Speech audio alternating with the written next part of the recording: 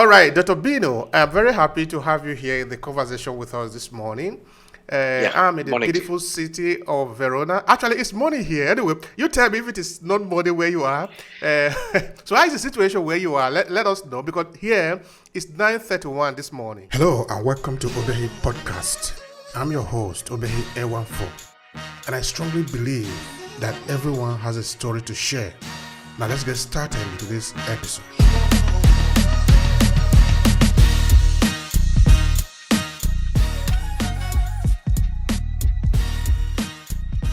So, good morning to you, Obehi. This is Bino James Matthew from Muscat, which is a capital of Sultanate of Oman. And Oman is within the Gulf Governing Council that is called the GCC area, which is in the Middle East. I think many of you might know about the Middle East.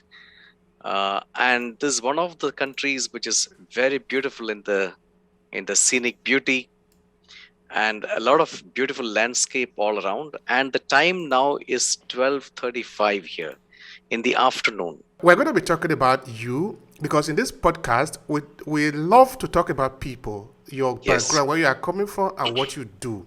Now, help us to understand it. Help us to understand you. yes, A little bit about your background as a young boy growing up. Tell us something. yeah. Right. Let me talk about a brief, history of myself. I was born in a state in India, southern state of Kerala. Um, I think many of you might know that because lots of immigrant workers, many expat workers all across the world are from this small state of India called Kerala. Kerala has a 100% literacy. There are lots of educated, qualified graduates. The only thing is, you might not find a lot of jobs there, so people move out of the job. So that's a basic push factor to come out of the state and come out of the country. So I was in Mumbai for my job, basically, after my master's in English and another master's in research, that is MPhil. I came to Mumbai in search of a job, and I got a job in a month's time. And then I had the opportunity to join the Indian Institute of Technology, the IIT Bombay, as a research scholar. So I was in Mumbai in 1995, 96 onwards, doing my PhD as well as working in a college under University of Mumbai.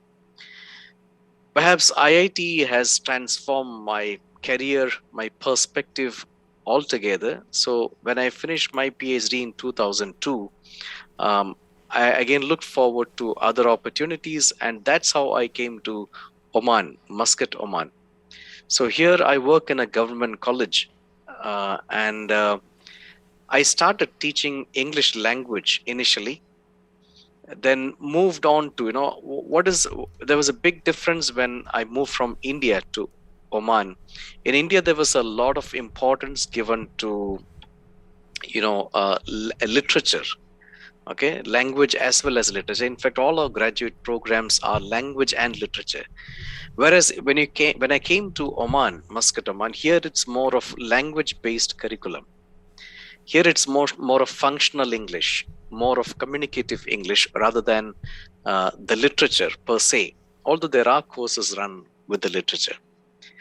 So initially I started with the language learning, language teaching, and later on I did my CELTA. I think many of you might know about CELTA, the Cambridge University's teaching certificate, CELTA, which is a very rigorous program, which again redefined my way of teaching, because till the time I was having a very traditional approach towards teaching, and CELTA has transformed my approaches to teaching greatly, I must tell you. That's And interesting. That is really lovely. thank you Yeah, so yeah. much, Obey. Yeah. You're welcome. And yeah, go ahead. So, and then, yeah, I did an MBA also, further to which when I was in Oman. Okay, I did an MBA here as well. So that gave me perspective into the business world. And so, as I mentioned previously, the focus was on communicative English, and then here I found that there's a lot of demand for business communication. there's a lot of demand for work-based communication. That's where I focused on. And then I moved from the general language teaching, the IELTS training that is conducted here. I was training the students for the IELTS, to the undergraduate program, which I used to do when I was in Bombay. And I started with business communication, entrepreneurship, employability skills, which give a lot of thrust of focus on communicative English and basically the soft skills. That's very interesting. That is where we're going to spend most of our time today, in Yes, your writing, But anyway, before we get there just now, I sort of have some curiosity looking at your background coming from India. India and Nigeria had independence the same year. At the time of independence in 1916, people were saying that the country of Nigeria was having a lot of future, able to go the same way, of course, the same road with a lot of the people a lot of the country that were having independence at the time.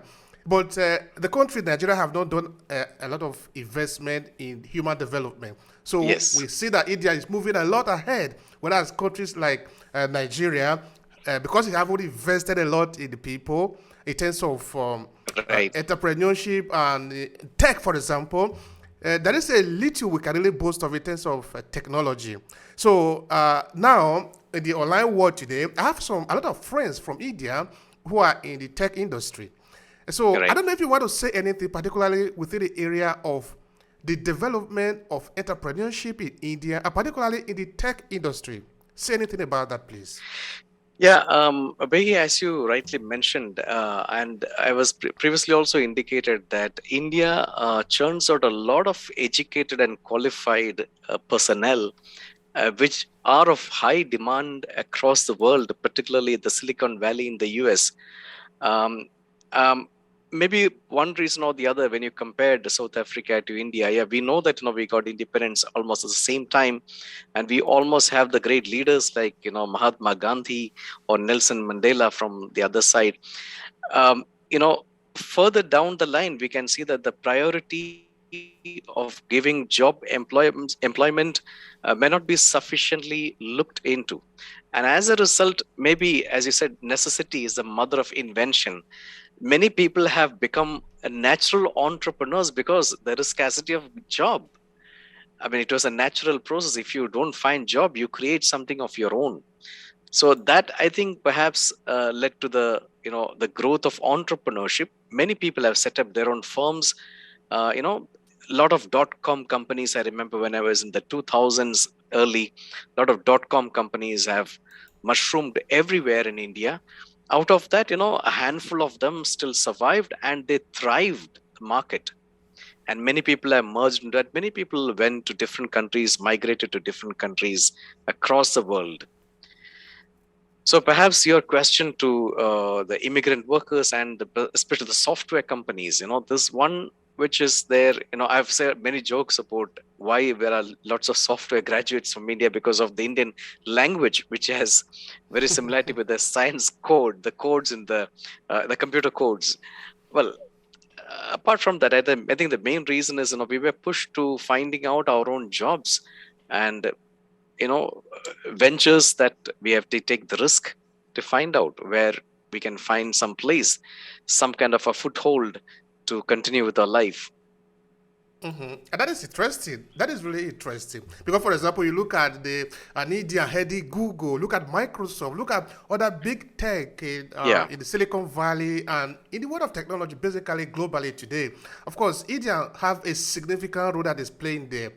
But what Yes. I'm interested in, before they get to that position, I'm interested in the development, the building of that mindset, no?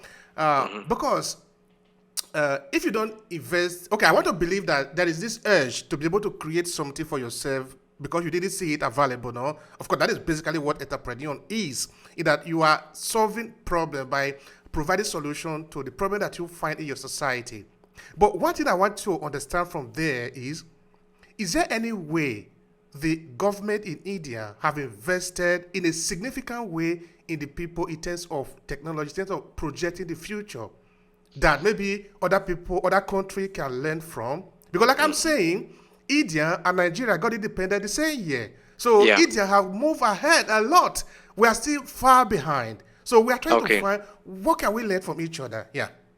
Yeah, I can talk from the perspective of India. One thing which I say that there are lots of government initiatives to set up, or many states have their own, free zones where companies can be set up at a lower budget, because they might get subsidy for their water, electricity, or even the rent to that matter. They are called special zones, which are set up, and every state is having a kind of competition to woo the investors and business people to set up their own firms there. We can see lots of examples of some states poaching the other entrepreneurs from a state to the other, because every state is looking towards every state. Now, India is a sovereign state where you'll see the states have their own independence, and they are almost fully absolutely independent.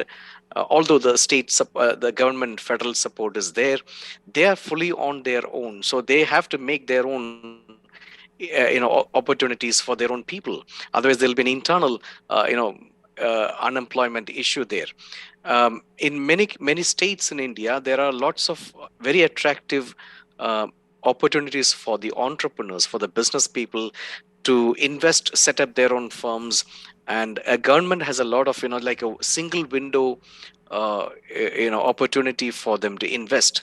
That means at one particular counter they can have all the licensing and everything to start an industry.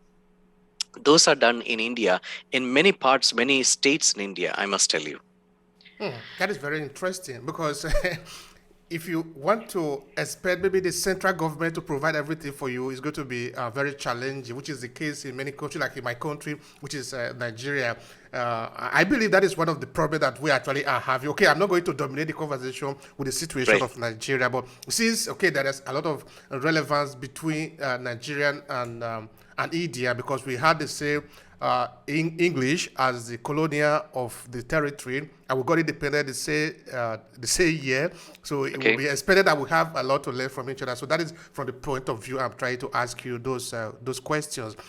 Because I remember also in Nigeria, there was a time that we were more of regional based. For this reason, some regions were developing very well because, of course, they could look at their problem as their problem to solve.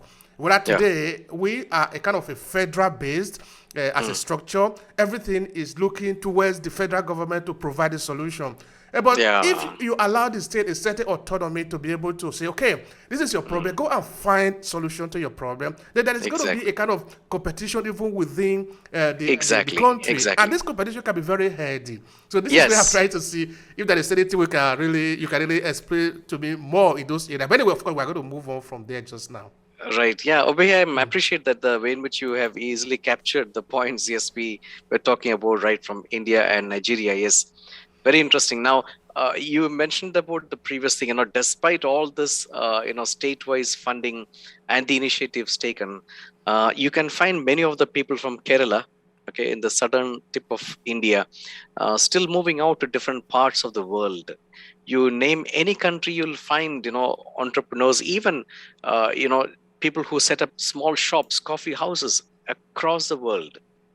Okay, I remember the cartoon where there was the first landing on the on the moon, and they found a tea shop vendor from Kerala who was already there.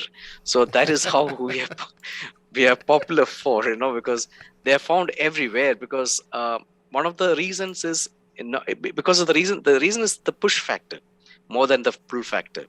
It's a reason why we need to find our own livelihood. So that makes us move around. I mean, very reason I'm here in the Middle East, is that speaks about of itself. Yeah, that's interesting. That's interesting. Because, of course, okay, probably this is what the last thing I'm going to say related to nations so that we can move to our conversation of the day. That Right. I think that the economy that we have today, which is mostly based on service, it is important that countries realize that the investment that you can have, the best you can have, is to invest Correct. in your people, to train your manpower so that they can even be exported in a sense of going to other countries and contribute to them, but come back and bring Yeah. to to your Yeah, country. yeah, Look at correct. China, for example. China go to many parts of the world, Africa in this case, because okay, I'm from Africa.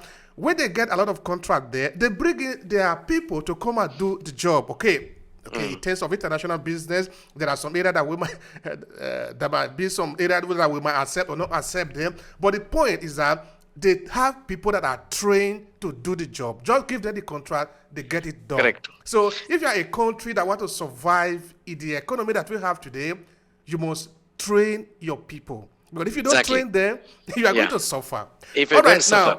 now, yeah, please. I'll end up with the one note here. While we say that, while we are also proud that we have qualified people in India, unfortunately, there is a big hue and cry on the brain drain that happens, because once they finish the graduation, they are qualified.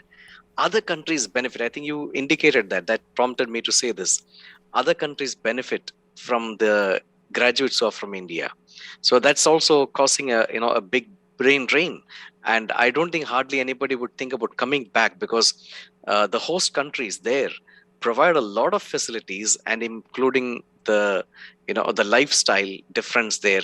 So they may not think about coming back, unfortunately, or they Well, might. well, well, I don't know if that is absolutely the situation. Compared, looking at the fact that most of the people that are living overseas, even for the point of view of reference, if I'm a young Indian citizen growing up in Mumbai, and I look at maybe Google, looking at the person that is heading Google is from India, that should give Yes, me a lot of pride in myself. That should exactly. even help in a way of how I want to project myself in the world. Even though they don't Correct. necessarily need to go back and start living in India, for the Mm, fact that they are Indian, they have a little bit of Indian accent, they have a little bit of Indian dressing, and they are heading this giant multinational company. There are a lot of advantages that India can get from there. Even in terms of investment, they are that's not right. they are human beings. Yeah, they have a lot of Yeah, advantages, yeah. I think. Yeah. Yeah, having said that, they have the brain drain. I must tell you that the I'm an alumni. I mean, we have an alumni association for the Indian Institute of Technology, Bombay, where major tech giants, okay, many people who have graduated from the IIT Bombay are leading the global institutions. They Exactly. contribute. They contribute.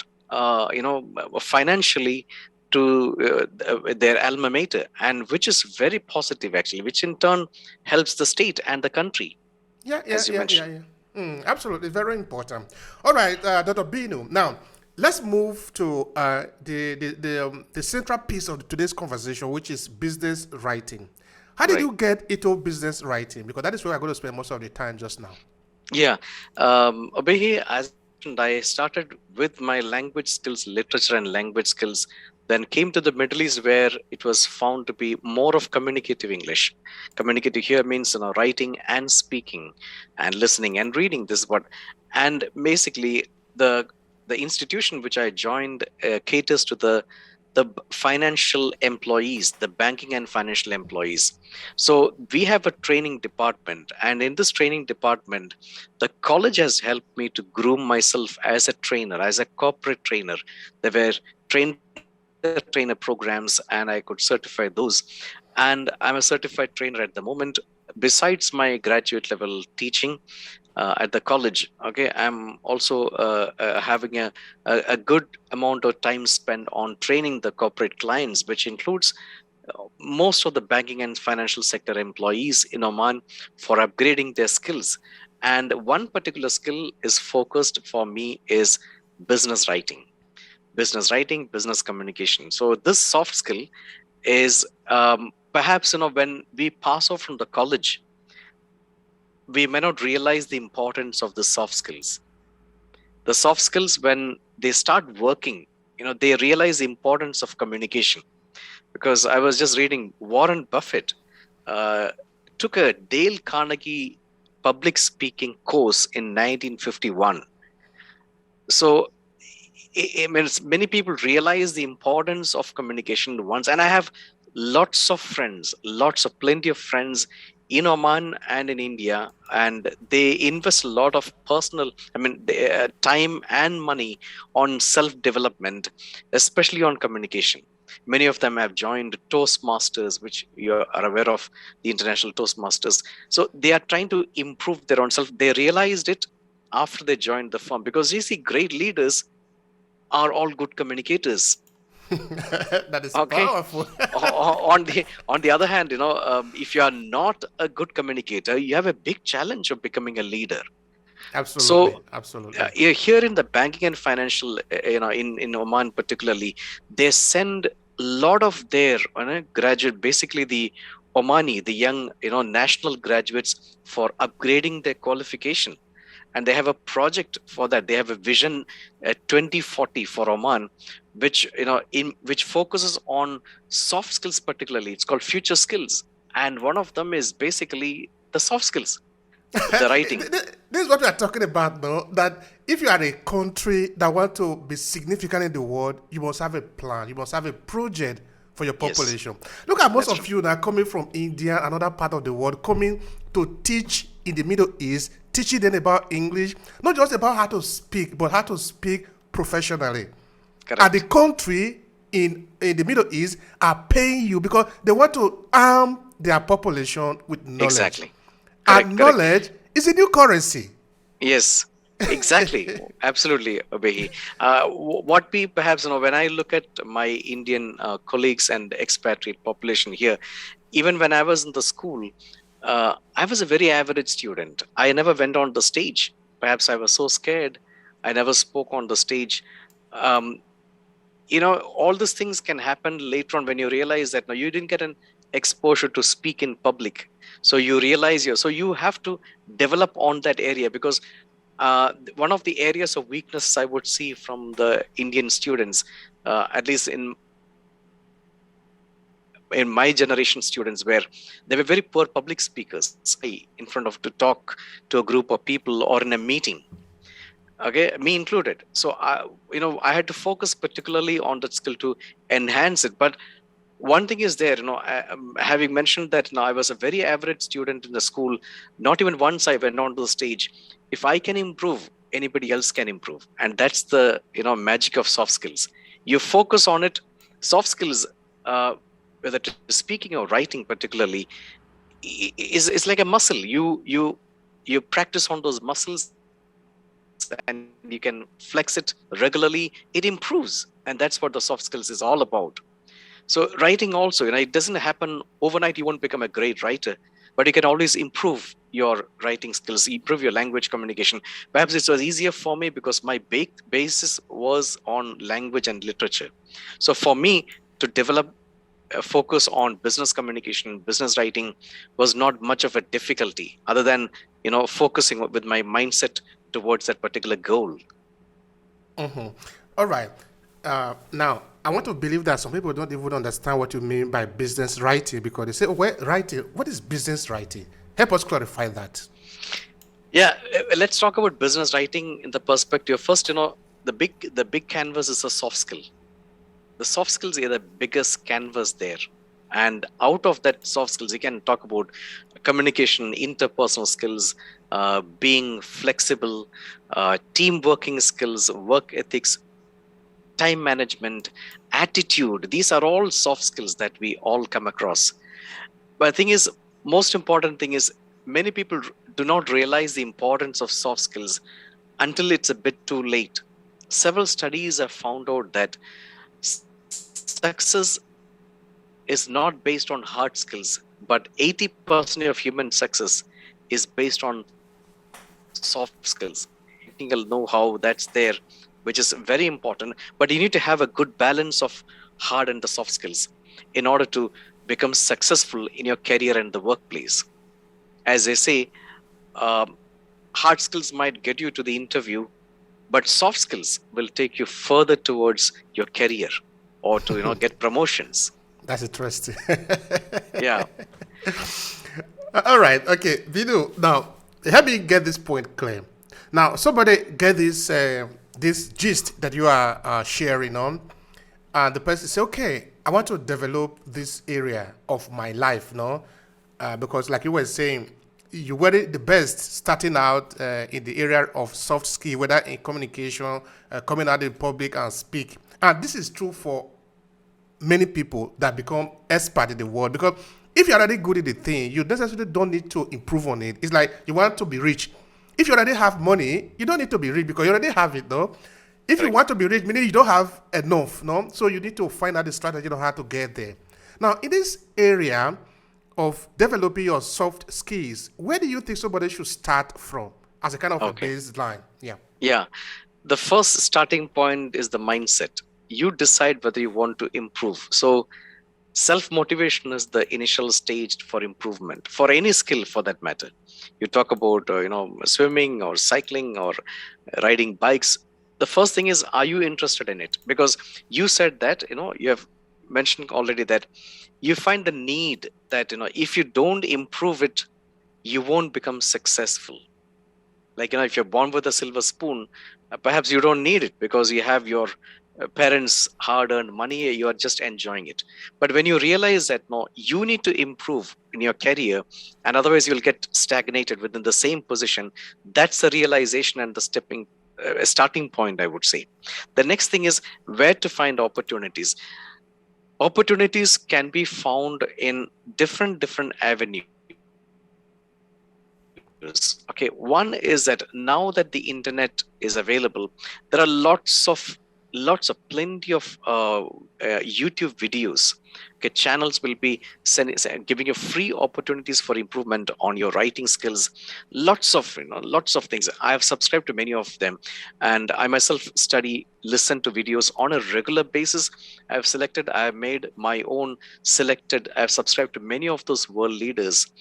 And that's one point you can improve upon your skills, basically. Business skills, you start with looking at those videos, listening to those videos, especially look at those soft skills. Writing skills should not be done independently or excluding the context in which you are in. So always look at the management perspective. In what organization? For example, if you ask 10 hiring managers, 10 of them will say 10 different lists on the soft skills, but one of them will be very common: communication skills. It's the top of the list for many recruitment agencies. Now, how much of the soft skills are taught separately in the colleges? We are not sure, but many have it. For example, if you have a project, a group work, you're actually learning a lot of skills to deal with people, talk to people, negotiate, discussions, team working skills, time management. There is a plethora of other material other skills that you learn within the teamwork. Perhaps we don't realize it when we do the teamwork in the college that we are learning this. We might have, if it is an international group of students, we might have a heterogeneous group where not everybody will be, having our faith or religion or the way in which the outlook, everything is different. But you still have to be in the same team because there the idea is important, not the individual. So you have to find out that one of the skills, again, when talking about in the business world, is team working skills. I have my graduate students, we have group projects. So invariably every semester a couple of students do come to me saying that, can I do this alone? Okay, so I can understand, because I was a person like that. I would have, if there was a chance, I would have asked like that, can I do this alone? Because whereas if you look at now today, companies do not want individual brainies now, unless they have the collaborative skills they share among the colleagues. We are not looking at individual spark of brilliance sitting in the corner of the company. We need a group of individuals working together, and that's why many studies have found out that when the company downsizes, the first ones to leave the company are the loners. Studies have found, because managements would not like to leave a team player, because they know that a team player is of value to us, because they have a team. Is an integral part of a team, whereas a loner can be replaced easily. So even we tell the students about the importance of team working skills when you are in the organization. And perhaps we don't realize it. We still find, I want to study alone, I want to do a performance alone, but that doesn't work. Team working skills is essential for hiring managers. If you do not have team working, networking skills, you have a big deficiency. It's a big challenge on you. So no time, no issues. You can still develop on these areas. Yeah, you can see develop on this area. That's interesting. That is also one of the most important part of it, no? In that you don't necessarily need to be born with these skills, but you can actually learn them. That is really very interesting. With me, you are not limited by anything. You can start today. You can't stop just start regretting. I didn't learn it yesterday. No, leave yesterday alone. Now at this moment you can start. You can still Exactly. start. Exactly. Yeah, it's an incremental process. You learn bit by bit. You learn 10 words on a day or 15 words on a day. And don't learn the words independently as words, but see how it is used in the context. Google gives a lot of examples of how the words can be used within a phrase, within a statement, within a context. That can be learned. So it's an incremental process. I can definitely will improve over a period of time. That's good. All right. Now, let's look at a company contracting you or wanting to benefit from your business writing. Because now, let's look at a practical example. What would they need? Why would they need to contact you to to do business writing for them? All right. Okay. That's a good question. See, as I said, our college caters we are under the Central Bank of Oman. So we basically have, um, companies and establishments which are in the financial sector. All the banks are our clients. So they send their staff regularly to improve their email and memo writing skills. Because we said earlier, communication is the topmost soft skills in every hiring manager's list. Out of that, technology magnifies the skills now. Whether you use email, whether you use a podcast or anything for that matter, or you write draft policies, you are in the HR, you write a memo, you write a circular. The essential part is there should be somebody who can write effective communication. And in this part of the world, again, because of the progress and the connectivity to the world outside, most of the organizations prefer bilinguals. And which means that even if there is a strong drive for nationalization job policy, they still need to have the national work staff to be well versed with English language also, because you're doing business with the outside world. You cannot just cocoon yourself and sit in your own cabin or your office. So You will important. die. Yes, and there's hardly any progress. You said the China's example earlier. Okay, the Chinese have become more successful perhaps when they start looking at learning English communication. They can sell their products you can see much better user manuals these days from China, which perhaps in my childhood days I found lots of errors, grammatical mistakes. But nowadays that has improved drastically. So I'm sure that there is a lot of investment from the Chinese government on training English communicative skills there as well. Yeah. Yeah. Because it's international. We are, I think what is the most beautiful part of the world we live in today is that the world has really not only a kind of figurative expression that the world has become a village. In literary sense of it, the world has become a village. Yes, Now, a global village. okay, Yes. so I have a business. In my business, we create content for people, individual or a company who need content for their job, to run their business. So most of the people that are working with me, they are not in Italy, even though I live in Italy. You can be anywhere. It's just a question of contacting. This is what I need. Go and prepare it for me. It is done. It is simple. And that is how, of course, I managed to know a lot of idiom because, we have a lot of things to do. I can't do it all alone. Don't want to do it alone. So the question of networking. Outsourcing. Outsourcing. All these are part of things that we didn't know before. Nobody knew this before. But now they have become a pivotal role in our life and in our businesses. All right. Now, what are the business advantages of learning how to write business writing? Okay, learning how to write business writing, or learning how to do business writing. What do I have to benefit as a writer, as a business writer, looking at you, for example?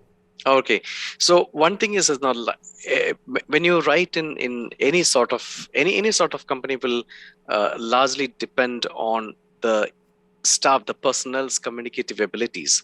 And if you are in a leadership position, That is much more important because you have to instruct your staff, you have to give orders, and also you have to be a good listener also in communication. So in a writing world, when somebody invests on it, it actually improves the staff to communicate with each other in a better fashion. Because communication is not about writing words, also to know the tone of words that we are using. And when you say the tone of words, just give an example is, you can, a situation where one manager said, you will not get the loan as you have not signed the forms. The other manager said, you will get the loan as soon as you sign the forms. Okay, now That's interesting. same scenario, but the approach of one person and the other person is, it's a huge difference. One has a positive, one manager is looking for business. He wants people to take loan from his bank. So you will get the loan as soon as you sign the forms. The other one says you will not get the loan if you don't sign the forms. So look at the negative approach. The person, when they listen to words, have such power. I think it goes without saying. Words have such positive or negative power, and what we hear, what we read, will have definitely an impact. So today's business, as you all agree, Obehi also, today's business is not about products; it's about service. You go to any supermarket, every nook and corner of the street, you have supermarkets. You have similar products and more or less the same price. What makes you go back to the same supermarket? It is not just the product, it is a service. So today, think about, service in all the service industries, whether it is banks, restaurants, supermarkets, or, textile showrooms, everywhere. It's not the material, it's not the product. That time is over. You can say our product is better, and it's not the product game now. Today's game is the service game.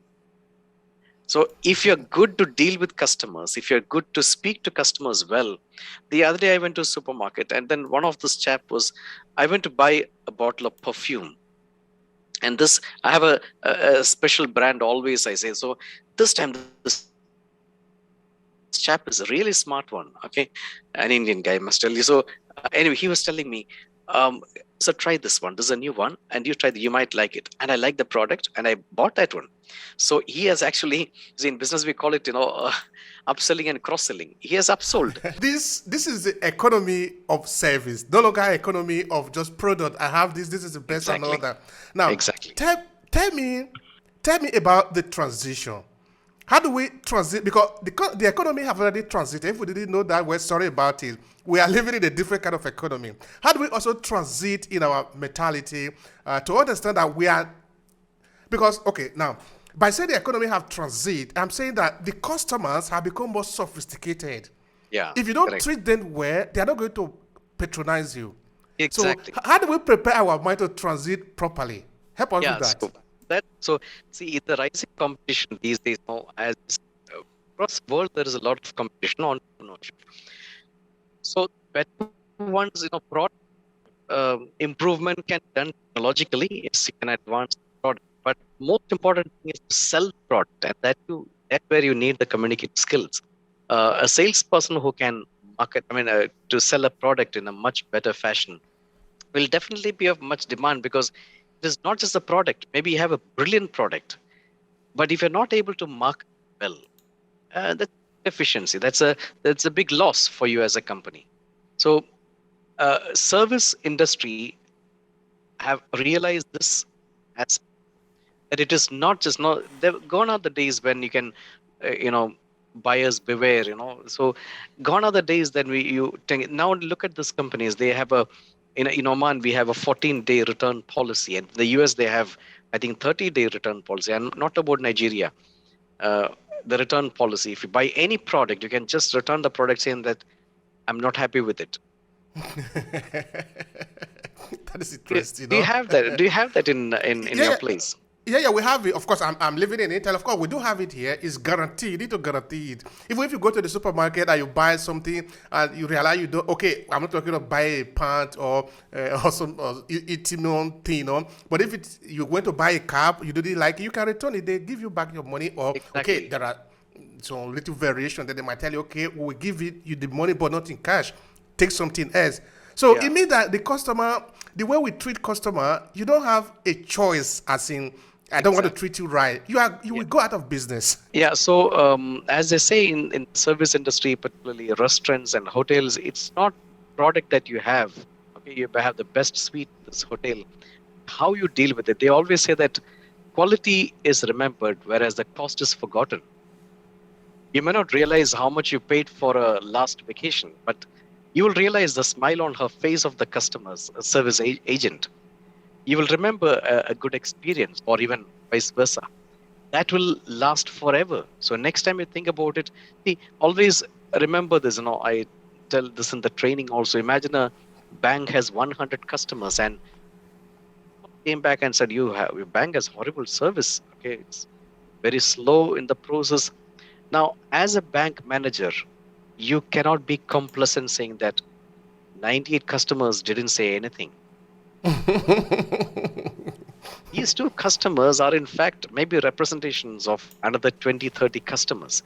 Most of the customers do not come back and tell you. They're silent customers, but they have word of mouth publicity. They give a lot of publicity on positives and negatives, where they say that, that's a horrible branch, don't go there.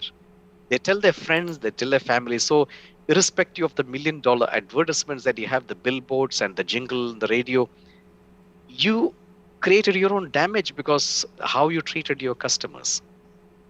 As I always say, the chain is as strong as the weakest link. So if you have weak links in your organization, that is a threat for you, because that's what, see, you are the face of your organization. It is not the board, it's not the color, it is not the font or the logo. You are the face. So how you treat your customers, how will you speak to your customers? So every business letter that we send to the customer is a hallmark of your organization. It represents, it's an ambassador. Had it been possible, we could have gone and spoken to the person in business saying that, no, this is what it is. Now, it's not possible in business. So we write business letters. So business letters are as important as of an ambassador you're sending to another country. They're a big representation. So from the envelope, if it is a physical envelope itself, people will judge how the envelope is, how the font, how well you're printed, the quality of your paper. And these days, the quality of your email, the content of the email, the signature file, how polished you are in your approach, that is really, really important. Okay, because in business writing, we always say courtesy and communication. Just like we say, dear Mister is a courtesy. Okay, It's and really with important. regards. Yeah, Yeah, yeah, with yeah, regards. absolutely. I remember that should be a couple of months ago. I interviewed a lady in UK who wrote a book, a very interesting book actually, which she titled "Customer Service." Okay, this time she was looking at the diaspora, the Caribbean, and the African community in UK. And of course, it's something that you cannot just ignore. It's too important how you treat your customer. Because your customers are actually your boss. They're the one footing the bill. Without them, you are out of business. So it's just natural that you know how to treat them perfectly. All right, now we are moving towards the end of the episode. The question I want to ask you now, Dr. Bino, is say somebody want to learn some of the most important things about business writing. What would you say are five of the most important, three if you want to limit it to, that somebody, a writer of a business a content should pay attention to? Please. So you asked one of the most pertinent questions for writers. One of the main areas of writing to focus is, before you write any part of business element, be it an email, be it a letter or a report, uh, always think about the receiver. Who is my receiver? What is the common feature that I have within the receiver? What is that I can listen, I can convey to the receiver, whether we have the same background information. The receiver is the most important thing of communication. So if you can visualize your receiver before you start writing, you will personalize it. You need to customize, you need to adapt the reader's level. Think about you as a person. Again, there was a style of writing. I mean, this, I think I might extend to one more thing, that there's a big difference between academic writing and business writing. In academic writing, we write to impress your professor. In business writing, it is to express your thoughts in simple words, simple language, simple structure. On an email, write no more than 3 lines on an email. Limit your number of paragraphs because online people have the attention span of a grasshopper, as one of the authors says. One of the authors has said about it before. So, Stephen King, to be precise. So a lot of distraction happens. So make your, especially this email communication, it is quick at the same time. Be effective. If you want to be effective in communication, one thing is think about your receiver. Just like we said about customer centric or student centric teaching nowadays, think about the customer centric communication. Always think about who is my receiver at the end of it. And always do remember to proof check. Proof checking need not be done by you if it is an important session. Always give enlist another person to read your email, because even if I read my email 10 times, I can't see the word which I missed out because the idea is in my mind. So I read it in my mind, whereas another person, a second person, would read it whether it is on the print, I mean Yeah, on the copy, yeah. on the copy. So sometimes we have this, in many places we have the maker checker concept. Who are the makers? It could be the CEO, it could be the manager. There should be another person, because two heads are better than one and four eyes are better than two. The same concept. Have somebody else to enlist. Okay, need not be. Do not think that I'm a professor of English, so I can I write perfect English. No, there's a lot of mistakes I found myself in my letters. Later on, others point out. Be ready to accept. Be ready to adapt to the situations. So think about the receiver first of all in your writing your letters, and always proof your writing. Okay, that is the second element. Third thing is, be specific. What do you want the reader to do after reading my message? Many a time we receive emails and then we wonder, what do you want me to do? So be specific and write the action point. In business communication, we call it as bluff, BLUF, bottom line upfront. In an email, be specific. I want to know 3 things from you since I'm going to write this report to the management. So that top line itself specifies what I'm going to tell you. And then later on, as much as possible, use numbers or bullet points wherever possible. So when I say I want 3 things from you, one is use enlist one, two, and three. So this makes the reader more understanding of what you are trying to convey. We call this as readability statistics, which says that an email which has numerical values, no less number of words, and each line with very specific focus will be much well appreciated and responded to by the reader. Okay, so this is another element. Use bullet points, underline maybe a thing, use subheadings, numbering systems, highlight something. These days, I can see some people highlight the most important thing. And towards the end, also, last thing, please send this report by Thursday, 12 noon. Now, that is an action point for me. Not leave an email or a writing, just open, okay, please send it to me.